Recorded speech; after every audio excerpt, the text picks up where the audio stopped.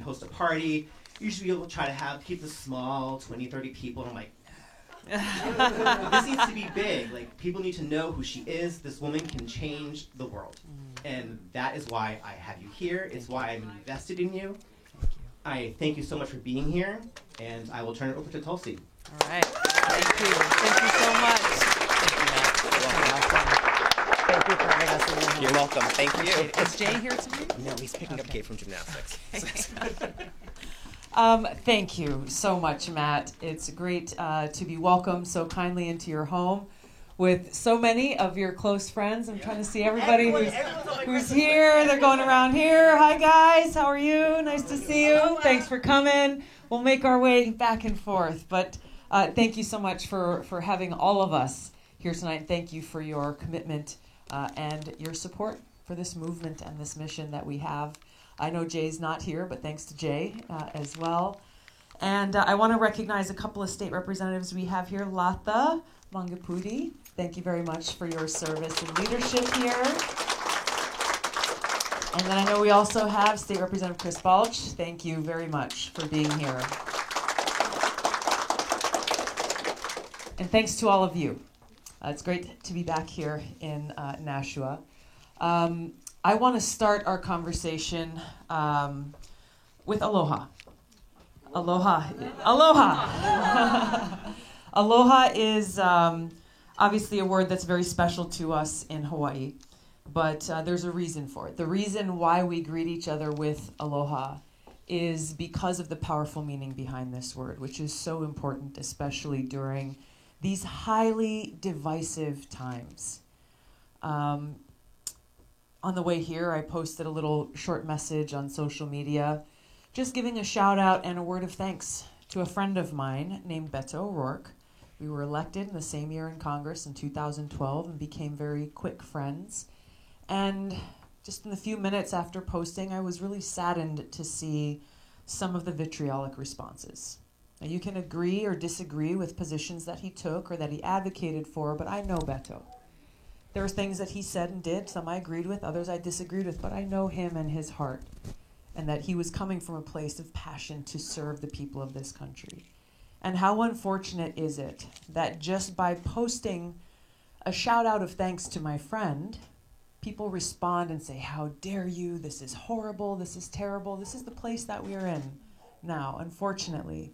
And my gosh, our country and the world needs this aloha. Because what aloha really means is a recognition that we are all brothers and sisters. We are all connected, no matter where we come from, no matter the color of our skin, no matter who we love, how we live our lives, the way we worship, or if we worship. Aloha recognizes that we are all connected. That we are all connected. We are all children of God. And in doing so, it inspires us to be respectful to one another, to care for one another. Whether we are the same or different, whether we agree or disagree, at a basic level, we respect one another. And when we do so, when we build off of this foundation of respect, then we have the opportunity to communicate and then to work together towards our common interest. Again, we may have different ideas on how to solve the great challenges that we face in our country, things like healthcare, education, social security, infrastructure, foreign policy. We may have different ideas on how to get there, but if we can stand together, understanding that we are working for the common interest of our fellow Americans, our brothers and sisters, and for our country, this is how we actually solve problems, how we actually get things done. Now, this was a challenge that I had to take on in a very real way when I first got elected to Congress in 2012. Because I was coming in as a Democrat, freshman, newly elected, coming into a Republican majority in Congress, and needed to figure out a way how I was going to accomplish my mission to serve my constituents in Hawaii, to deliver results for them. I was told right away when I got there, hey, don't even try to pass legislation, don't try to get any amendments passed because Republicans are in charge and they're not going to let you. So just, use the opportunity to see this position in Congress as a platform to speak about important issues, to raise the conversation. but you're not going to actually pass legislation until the Democrats take over the House. So just know that going in. And I was a little bit jarred when I was told that. My reaction was thanks, but no thanks. That's not very good advice because it doesn't allow me to be able to fulfill the mandate that my constituents gave to me when they said, hey, you're going to represent us and be our voice in Washington. So I just had to think about, all right, how am I going to get things done? How am I going to be able to build the relationships based on aloha and respect with my soon-to-be new colleagues in Congress? So I started with the most universal language that I know is food. How many people here know that language? Know it well, right? It doesn't matter where you go in the world. You can make quick friends over food, right? So I called my mother in Hawaii. She makes the most amazing macadamia nut toffee. Have you tried it? I've had it. There you go. He gives it a thumbs up. She makes incredible macadamia nut toffee. And I asked her if she would make 434 boxes of this toffee. No small feat. For every one of my soon-to-be new friends in Congress. And she is amazing, and she was on the other end of the phone. She says, gosh, that's a great idea. Absolutely. I'm all in. So I'm not done yet. I got one more favor to ask of you. And I said, would you make another 435 larger boxes of toffee for the staff of every member of Congress? I know who answers the phones. I know who's sitting at those computers. I worked for Senator Akaka from Hawaii before. I know exactly the people who are the machine behind getting things done there. And she paused only for a moment just to say, okay, it might take a little bit longer, but yes. So as she was in Hawaii, she's stirring 2 pots at the same time. She's chopping the macadamia nuts, pouring the toffee into the pans. My dad is the self-appointed quality control officer. He, not even joking, took a little piece out of every single pan that she poured to make sure it was up to par.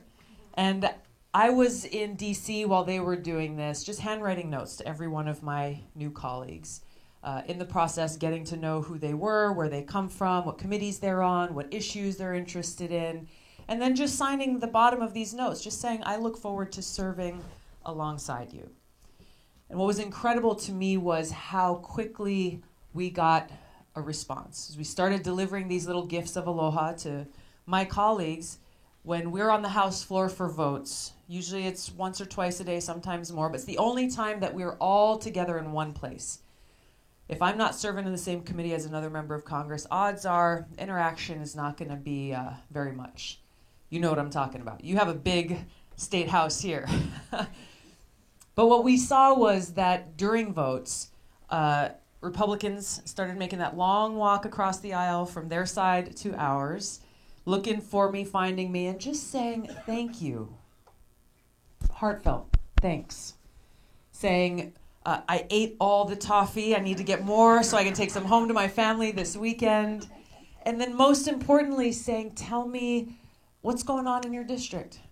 What are your constituents most concerned about? What are you trying to focus on here in your first year in Congress? Let me know so I can work with you. I'm the chair of this committee or the chair of that subcommittee. Let me know how we can work together. Because of one small gesture, reaching out to every one of my colleagues, not predisposing, well, you're on this team, so I'm not even going to talk to you, but saying, hey, let's find a way to serve together. This is what enabled me to build relationships that allowed me to be effective for my constituents in Hawaii and to help serve our country.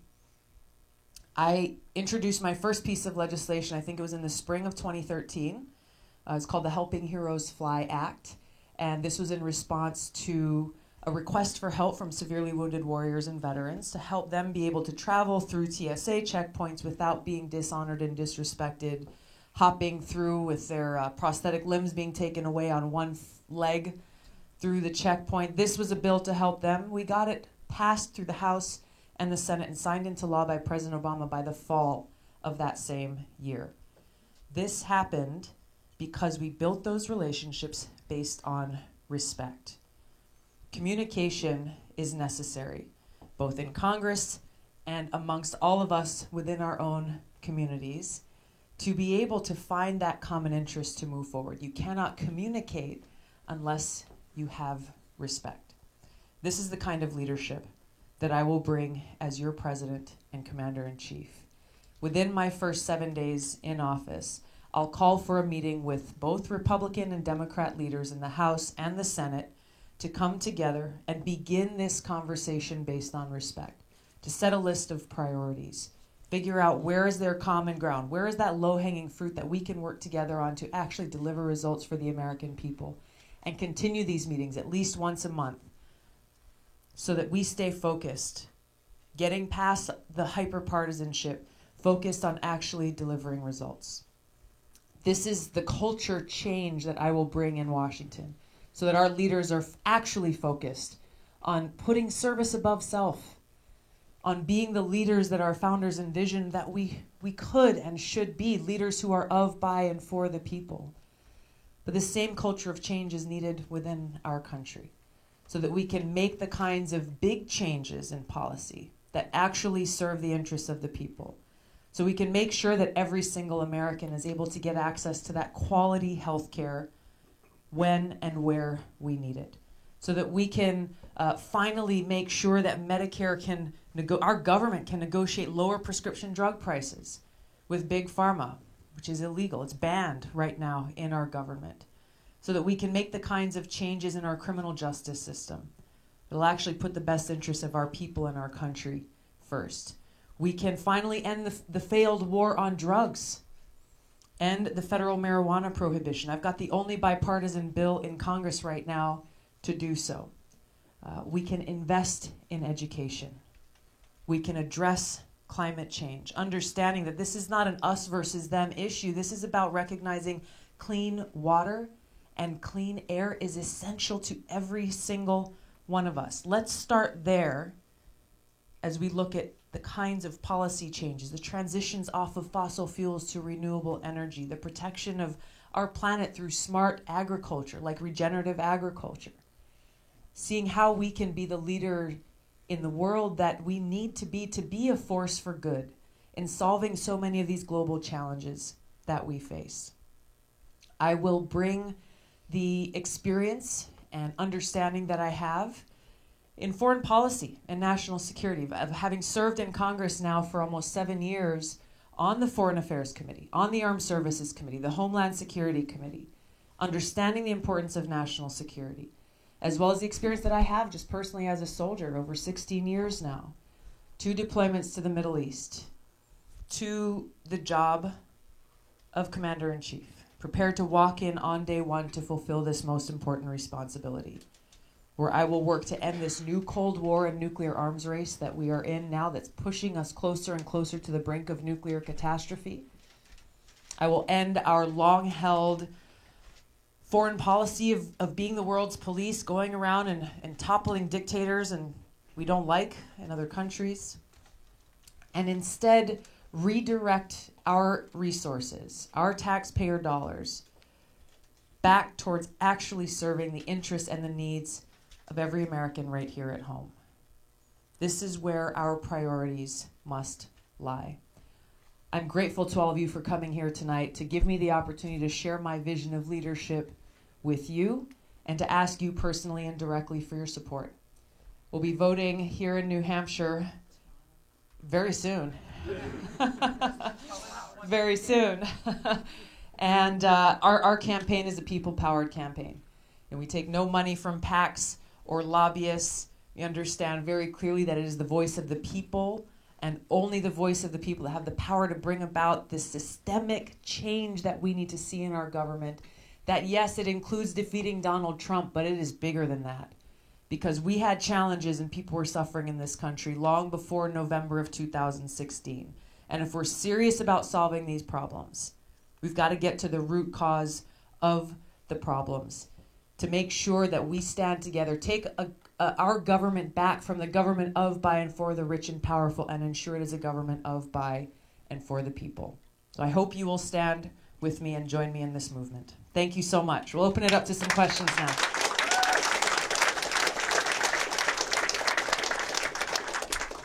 Thank you. We have a microphone. Yes, ma'am. We'll start with you here. Thank you.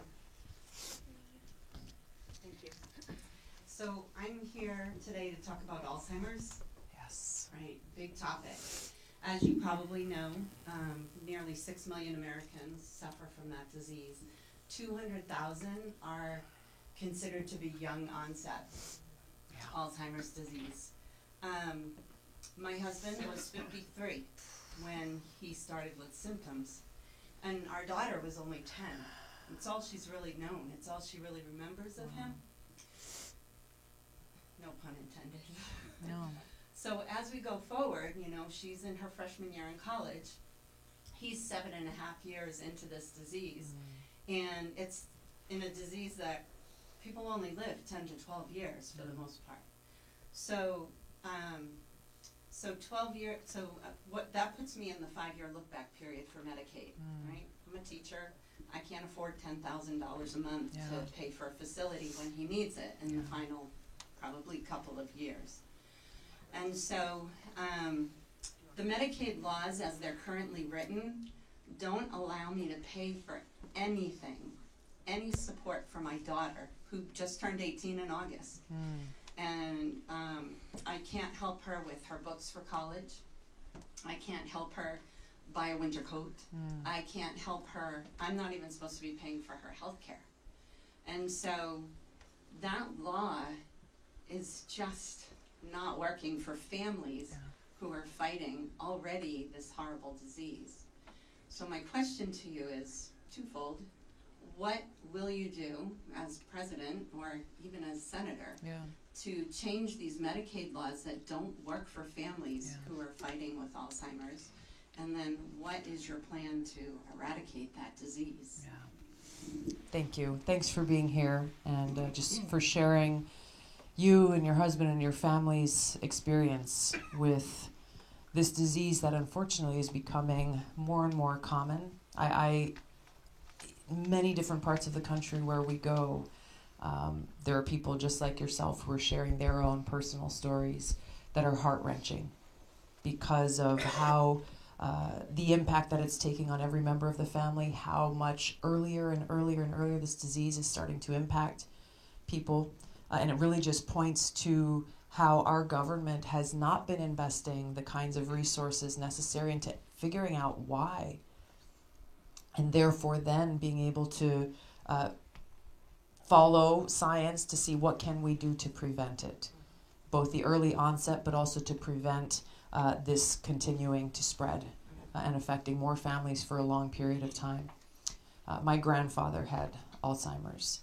And I will never forget the day that we came home. I was in my teens, probably, maybe 13 years old. And we came home to a voicemail message on our answer machine from my grandmother. Heart-wrenching as she was sobbing and crying into the phone because it was the day that she realized she could no longer care for him herself. And it broke her heart. And thankfully she was able, they were in a position in a retirement home where he was able to get that care on site. But so many people like yourself, that's not an option for you. So I think there's the resources that we need to put forward to be able to help prevent this from continuing to be a disease and a challenge that affects so many families, but it's also really looking at the reforms that have to take place within our healthcare system. I think one of the challenges that I see with Medicaid is that, the rules are different in every single state. And yet there are people who are being impacted by this in every single state across the country. This is why I'm advocating so strongly for what I call a single payer plus healthcare program that will ensure that your husband and family like yours will be able to get the care that you need while still allowing others, if they have private insurance or if they want to purchase it or supplemental insurance, they'll be able to do so. But by ensuring a single payer plus plan that is there for every single American, we're reducing the cost, the overhead cost of big insurance. We are having the ability to make sure that our government, which is the #1 purchaser of prescription drugs in the world, can actually negotiate lower prices for prescription drugs for those who are on this plan, and make sure that big insurance and big pharma do not have a seat at the table as we're building out this healthcare plan. We've got to look past what is just existing Medicare or Medicaid and actually recognize the problems that these programs have, plug the holes to make sure that, bottom line, people are getting cared for. In the wealthiest nation in the world, it is unacceptable that we have people like your husband and others who, for one reason or another, are in a situation where they need help and they're not able to get it. Thank you. I'm going to get some new people first. I've seen you before. We'll start with you. Yes. Hi, my name's Caroline Borger. Hi. Hi, my name's Caroline Borger. I'm a senior in high school in Lebanon, New Hampshire. Awesome. And this year we've been hosting an exchange student from Pakistan. Oh, wow. And that's really opened my eyes to a lot of issues that I had never really considered. I know you talk a lot about wanting to get out of the Middle East, and that's something that I really respect, and it's one of our greatest contradictions here in the United States. I was wondering how you, as president, would plan to help our country boost relationships with Middle Eastern countries and the immigration in and out of those countries, because as hosting our exchange student, I've really learned to appreciate her beautiful soul and the relationship that we should be having with Muslim communities and countries. And I just would like to hear your thoughts on that. Thank you. Yeah, thank you. Thank you. Great question. Broadly, when we look at the problems that we have seen across the Middle East, but also in other parts of the world, not just within our lifetimes, but going back even a generation,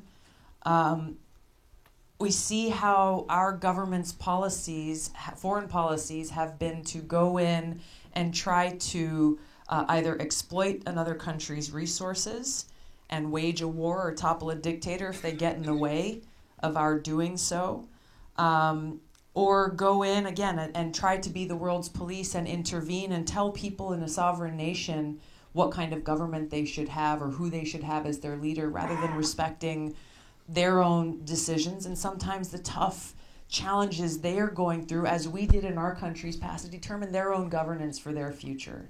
The result of this has been, in some cases, growing animosity against the U.S. government and our country's policies. It has caused incredible refugee crises that continue to get worse and worse as long as these wars continue. And it has, frankly, undermined our national security. If you look at the regime change wars from Iraq and Libya ongoing in Syria, they've strengthened terrorist groups like ISIS and Al-Qaeda. So what I'm talking about when I'm saying that I will provide a sea change in our foreign policy as President, Commander-in-Chief, it's leading with a foreign policy that's based on cooperation rather than conflict. Reaching out, when I talk about a foundation of respect, that's not just for us. We can lead and actually be a force for good in the world by reaching out with that same open hand of respect. Yeah, recognizing there will be adversarial situations. We will have strong, sometimes very strong disagreements with other countries.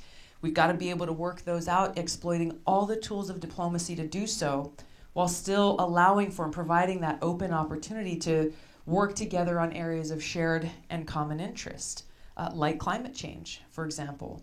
If all we are doing is relating with another country in a pure adversarial sense, do you really think they're going to say, okay, well, yeah, we'll work with you to try to make sure that the air is cleaner and enact the kinds of policies that will not only protect the people of their country, but the global impact that climate change is? That is not going to happen. They're not going to answer the phone.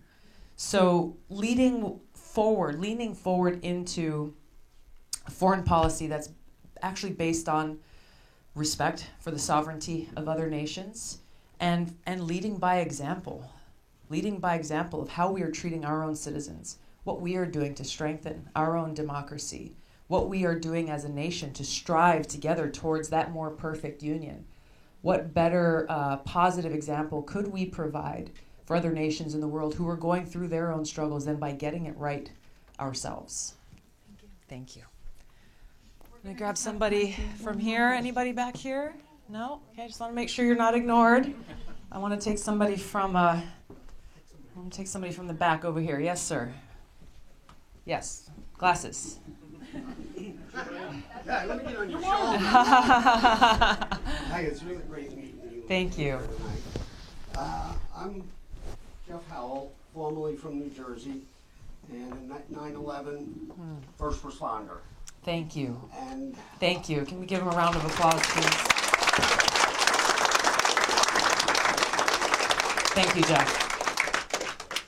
when I saw you on Fox News the other night, I saw and listened to a politician for a change that was taking up and calling out the FBI, who has been blocking and sending us all the paperwork we need, and blocking and protecting Saudi Arabia. Yeah. How are you, as a politician, going to be able to break that door open and get this paperwork to us? Mm-hmm. There's a lot of people out there that we're all still hurting pretty bad. Yeah. And the families are hurting bad. Yeah. Just, what can be done? Thank you. Thank you, Jeff. Thank you for your service and sacrifice. And I know that you're bringing voice to so many first responders like yourselves, survivors, family members of those who were lost on that day, either from the attack itself or those who ran in towards those crumbling towers to help save the lives of others. You saw me in that interview because a few days before that, I had a chance to stand with others like yourselves, first responders and family members of those who were killed on 9/11, in calling for the FBI and our government to release the documents and the information that they already have that speak to who helped, aided, and assisted the 9/11 hijackers.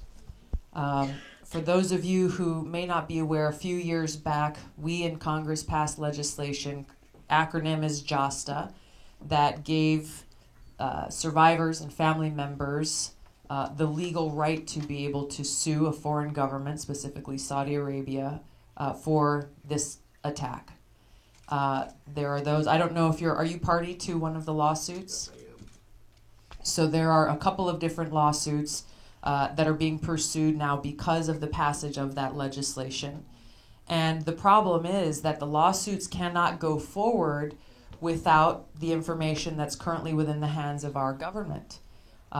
This information, we're going on almost 20 years now since that attack took place, and this information still has not been released so that these lawsuits may move forward.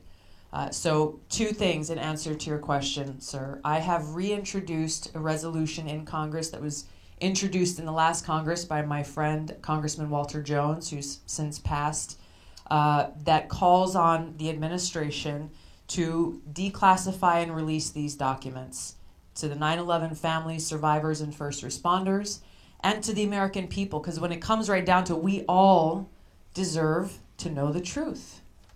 We all deserve the truth. This is about closure, and it's about justice for those who are directly, personally impacted by these terrorist attacks.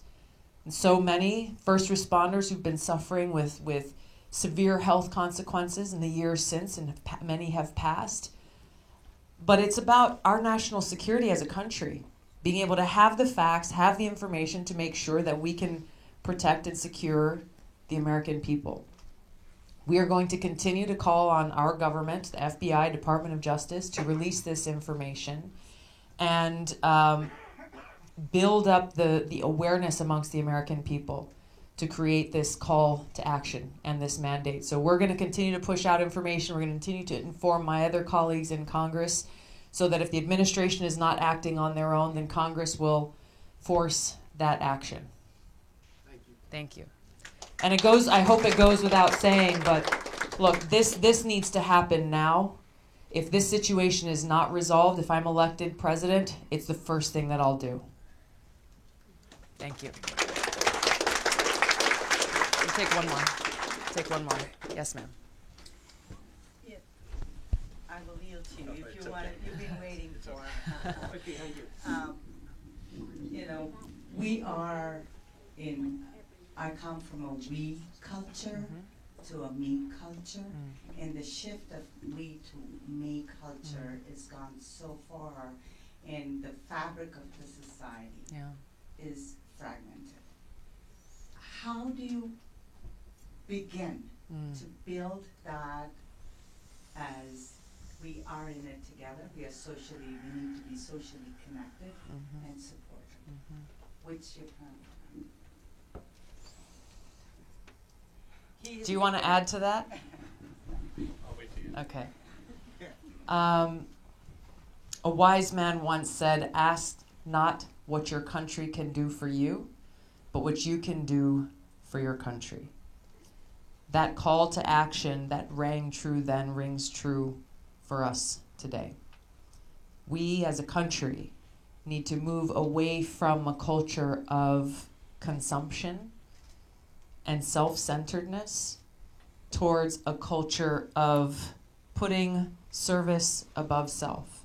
This circles back to what we talked about with what we call as aloha, but it's called different things in different cultures and communities. Really, it's just about caring, and recognizing that if we are all connected, then we all have a stake in our future. And if we care about the future for ourselves and for our kids and for our families, then each of us has a responsibility to do our part to ensure that that future is a better one than the world that we live in today. This is why we're all here, honestly. This is why we're all here. And it's why as we continue to move forward, doing less of the talking and screaming at each other, but instead actually reaching out, maybe to those who don't agree with us, who have a different idea about something, have a different background or different experience, just listening first. Listening, peeling back the layers of, I've done this over and over and over again. I've talked with people who voted for Trump, and we have some of them coming to our events, and just asking why, why? What is it? What motivated you? What are the issues that you care about? And in doing so, then you really get to hear, you hear a lot of things about economic insecurity. You hear different fears coming from different places. Well, at least he showed up. At least he showed up. At least he's paying attention. Hear a lot of frustration from people feeling like our whole political system has failed an entire generation of people. So once you actually listen, treat people with respect. Don't prejudge somebody, just like you wouldn't want to be prejudged just because of where you come from or how you look or how you voted, right? Treat each other with respect so that we can live up to that ideal that President Kennedy laid out for us and becoming stronger together as we do so. All right, you'll be the last one. Well, you covered most of it. The words reasonable and rational tend to come to mind when I'm listening to you, first of all.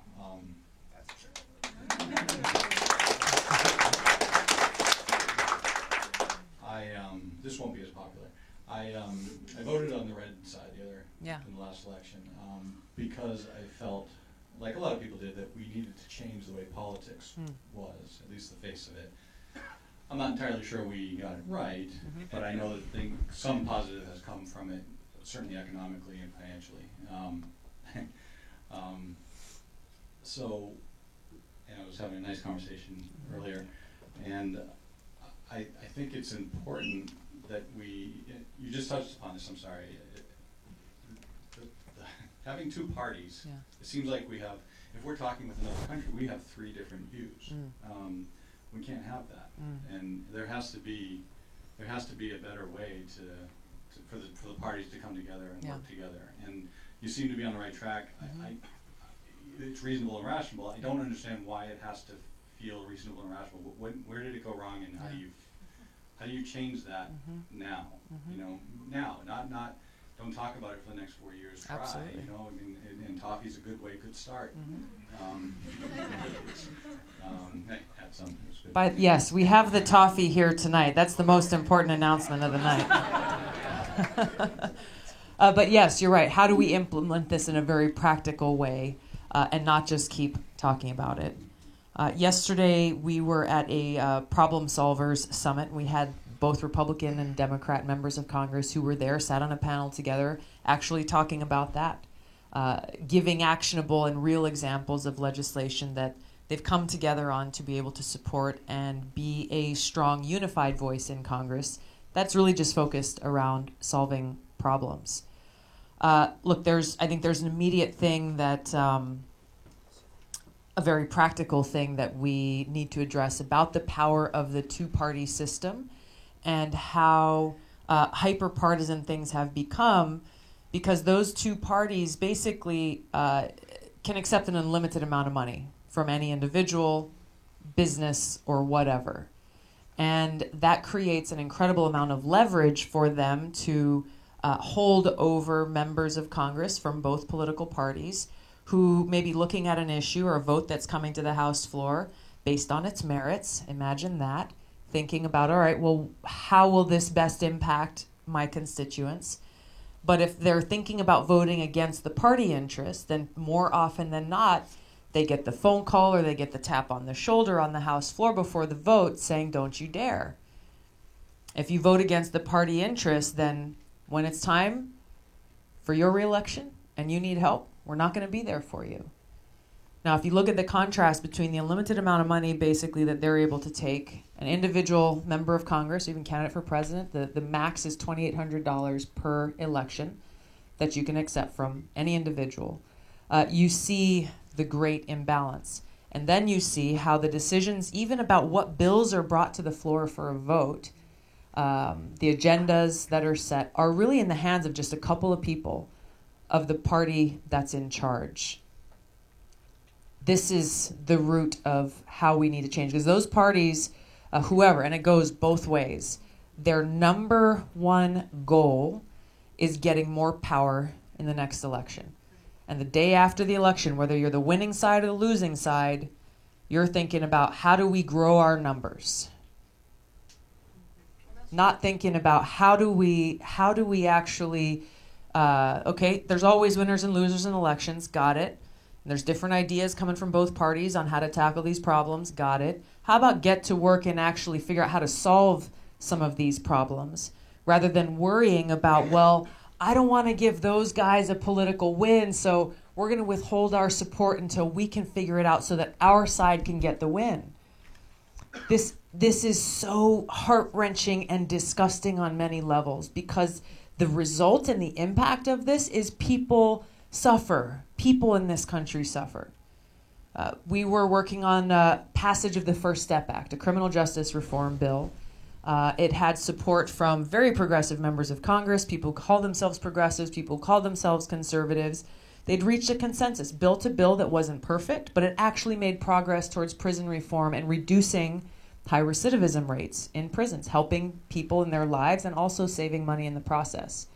I'm not even kidding you. There are leaders in the House and the Senate who came out in opposition to this bill because they did not want to deliver a political win to Donald Trump. They'd rather leave people rotting in prison than deliver a win to Donald Trump. Give him something that he could say that he accomplished. It's sickening. But this is the result of what happens when people put partisan interests ahead of the interests of the people of our country. Thankfully, we were able to get that bill passed through the House, got it passed through the Senate. Trump signed it into law. And there are thousands of people who are home with their families today because of the passage of that legislation. People coming together and putting people ahead of politics, putting people ahead of profits. So what will I do? This is the culture of leadership, and leadership matters. How we lead in this country sets that tone and that example of how we will continue to be able to put people ahead of politics and actually deliver the results that people deserve. Thank you.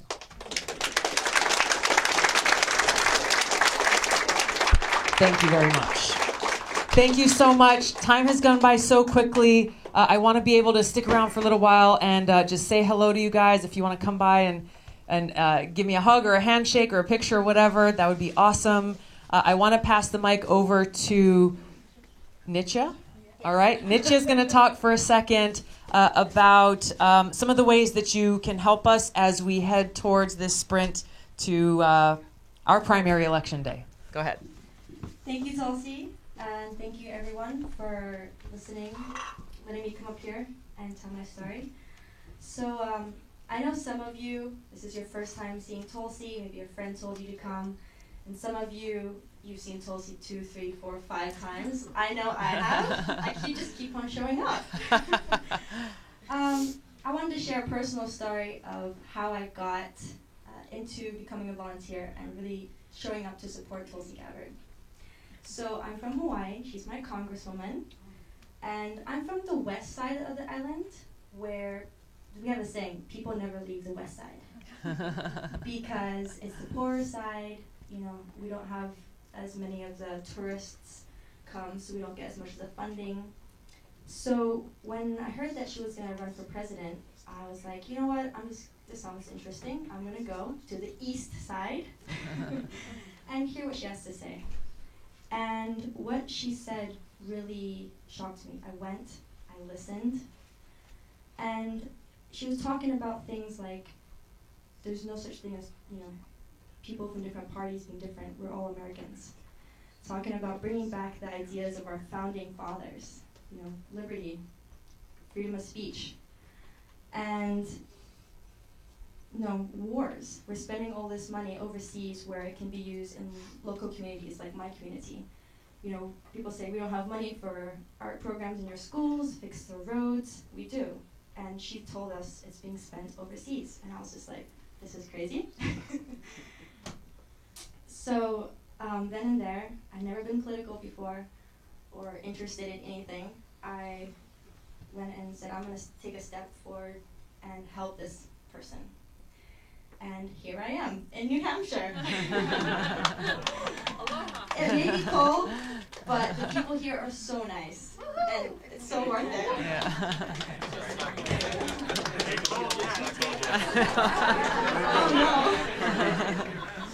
So we have some cards today with us. They are called Tulsi Can Count on Me. And just like I took that first step forward, I understand some of you might not be ready. That's fine. Keep on showing up. We'll get there.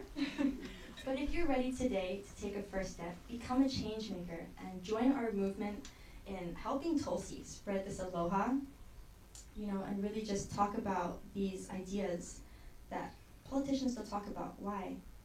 Because it's nothing in it for them, right? She's like, every time I hear her speak, I just see her heart and her sincerity, and I just really feel it in my heart too.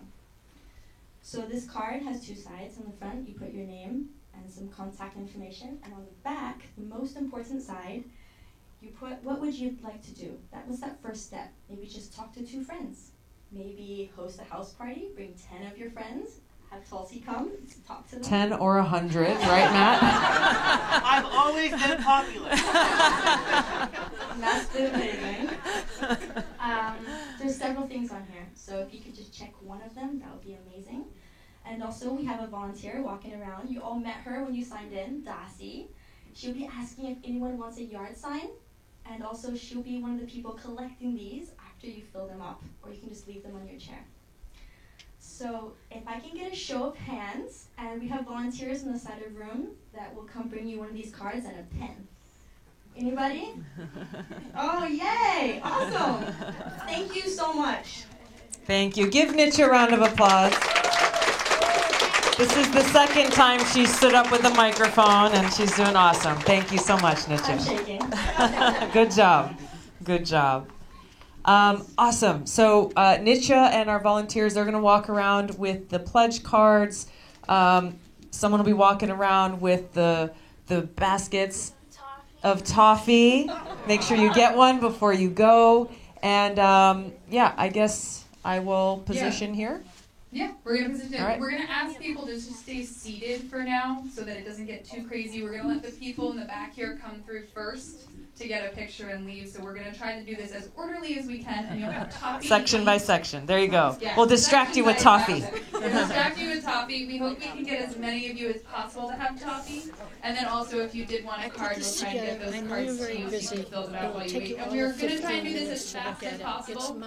Again, we do request, I know everyone always has questions and wants to talk, but we ask that just today, since it's so crowded and we want to get to all of you, you know, a handshake, a hug, a picture, that's what we're asking. And then we hope you'll come back again to another event, and maybe there'll be more time for questions. Thank you guys so much, and enjoy your toffee. Thank you so much. Thank you. All right. You grab this.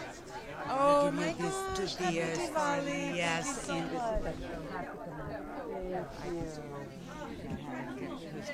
But I have to leave. Oh, yeah, of course, of course. Thank you. Thank you. Definitely take this picture. Yeah. I wanted to get it. Vietnam vet, and I saw your 9/11 thing the other day. Yeah. The song I wrote about the first responders on 9/11, so it's just Incredible. Thank you. Thank you so much. Really appreciate it. Nice to meet you. I'm going to take these from you. I can put these down. I can put these down. You need to give that to somebody. All right. How are you? I'm great. Good to see you. Thank you for being here. I appreciate it. Yeah, you're awesome. Thank you. Thank you.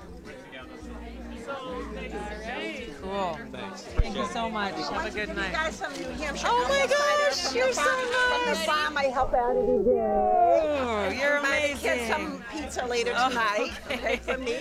Thank Okay. you so All right, much. Good to see you again. Thank you. Bill, Really thanks for your appreciate anti-war it. stance. Thank you. We're driving Libertarian, on. you get a lot of We libertarians. do. and It's Republicans awesome. here tonight. I love it. I know, because we love your Thank stances. you. know Thank that. you. All right, I'm so I'll glad get out you of could the come. way. Okay, you Have a betcha. good night. Oh, good to Thank see you. How you doing? I forgot to give you that. Oh, that's so sweet.